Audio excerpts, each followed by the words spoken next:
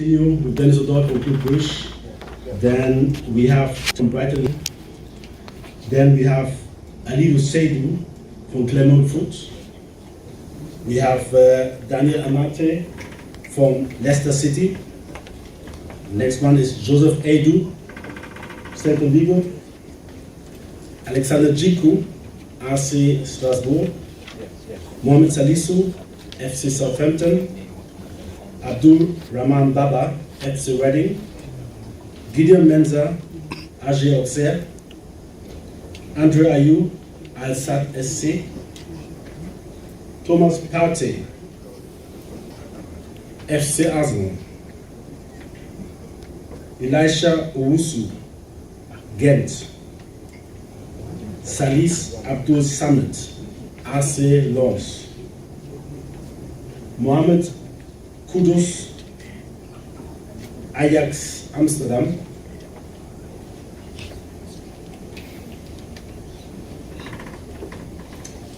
Then we have Kofi Kyereh, SC Freiburg. Bani Afriye, Hearts of Oak. Kamal Sowah, Club Brugge. Abdul-Rahman Baba, Sporting Lisbon. Osman Bukari, Red Star Belgrade. Inaki Williams, Atletico Bilbao.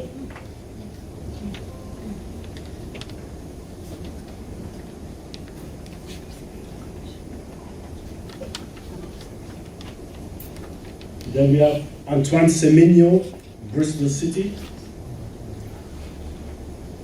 Jordan Ayew, Crystal Palace.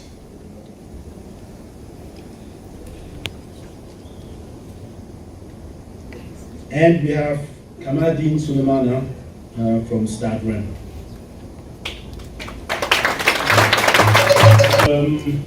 Before we start with the questions and my answers, I would like to take a little bit inside in my thoughts. Maybe this will clear a little bit of the questioning and also all the rumors and speculations around. So first of all, I would like to say thank you. This is for the President believing in me from day one, letting me do my work how I want it to be. And this is surely the number one circumstance I would like to have again. Every time when I work, I want to do it my way. This is very, very important because this is what's, for me, very, very important to be the face of the national team, that I can work my way. So the decision at the end is mine, although surely we as a technical staff decide things together. And we have very, very strong values to build a team, which are very, very important for us. So there are criteria on the pitch, but also off the pitch. Not the pitch criteria is surely, number one is the readiness and the willingness to come and play for the Black Stars whenever you're called. Should be always a big honor. And I know as a player it always takes a lot of sometimes difficult circumstances, and you have to sacrifice sometimes because we're in between the club and the national team. You get injured, there are a lot of things happening which are not always going like the right way. Because we know, and everybody knows in football, there's always a lot of happening, especially in the team. But the team for me it's not a family, but it's like a family. So everything which happens in the team should stay in the team. Sometimes we have discussions, quarrels, because there are hard tackles or whatsoever, but it should never go outside. I wouldn't have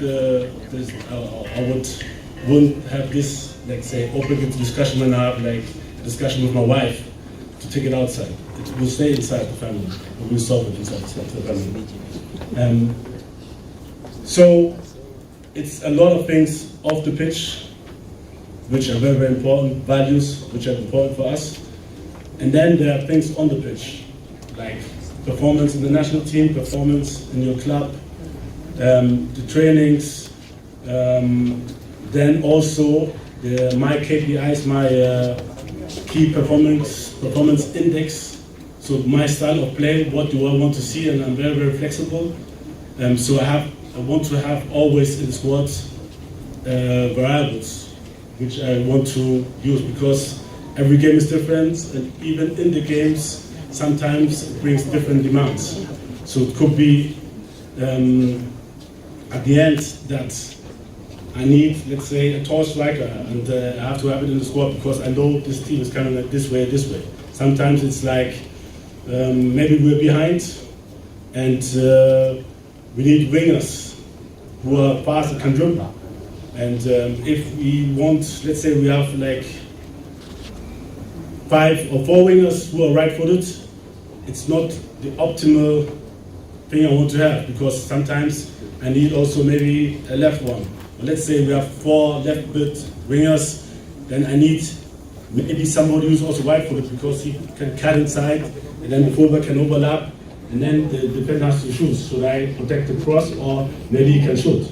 So I want to have a well-balanced team, and sometimes this brings me to difficult decisions. So there are some very, very close decisions, and I'm very, very sorry for those who didn't make it on the team due to injuries or due to my decision.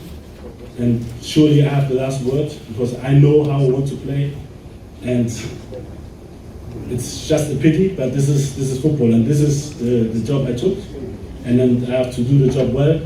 I have to do everything well just to serve the country and to bring the best possible squad on the pitch, how I think it will be. And like I said, the president gave me the trust at the beginning, and we qualified. And yeah, I think it's always good to remember from where we are coming from. We're coming from not qualifying on 2018, and not so good AFCON. So it's rising. And I know surely we lost some games on the road, but this is the way it is. And if we take the right conclusions out of our losses, I think surely I'm humble enough to know we can lose against every team, but I'm very, very confident enough to know that we can win against every team.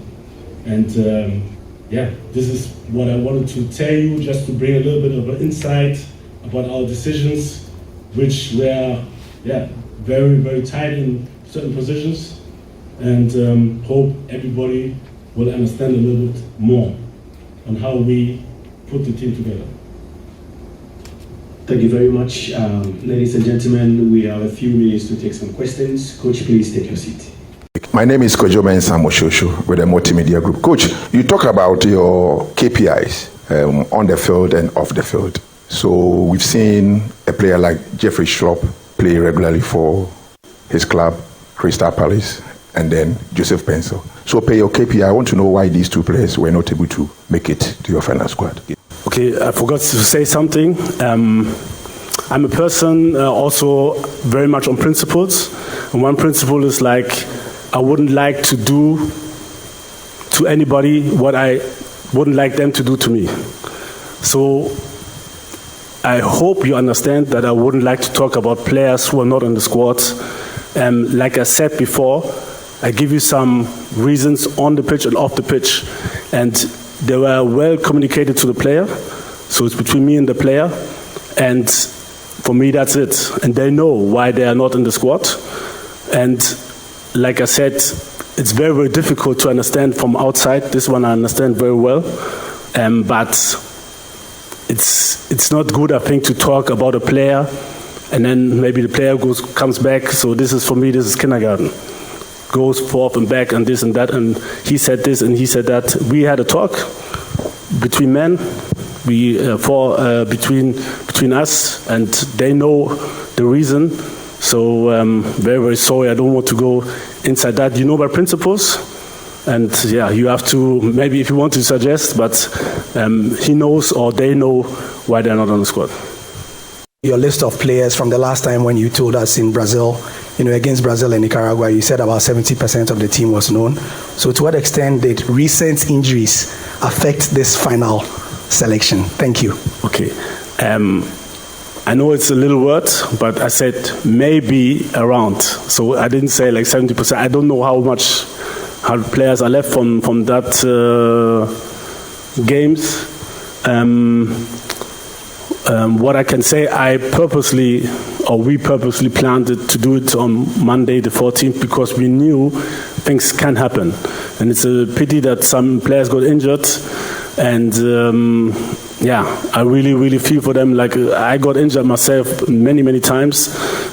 Still, I was lucky to play the World Cup 2006 in Germany. And I can just imagine how they feel. And it's very, very bad. Like I said, we have a good squad. We have also good players who are on standby, and this is standby, that you are ready in case something happens. So we always instruct players to be ready, not to go on holidays or whatever, to be ready, especially also in the next week. We are praying that nobody else got hurt. But I know as a coach that a lot of things can happen, and we have to be prepared for that. I wouldn't like to go on the exact replacements. I think we have to concentrate on the 26 players who are there, and we have to help them, cheer them up to do their best at the World Cup. And like the president said before, I'm actually looking forward, and I like it. The discussion shows that how much the people love football, but I'm looking forward for us to use this momentum football to unite, to work together, the media with the players to support them, the people of Ghana with the players to support them, and not go too much about what could have been or what should be or everyone's opinion. This is the status now, and we need your support to succeed at the Mundial.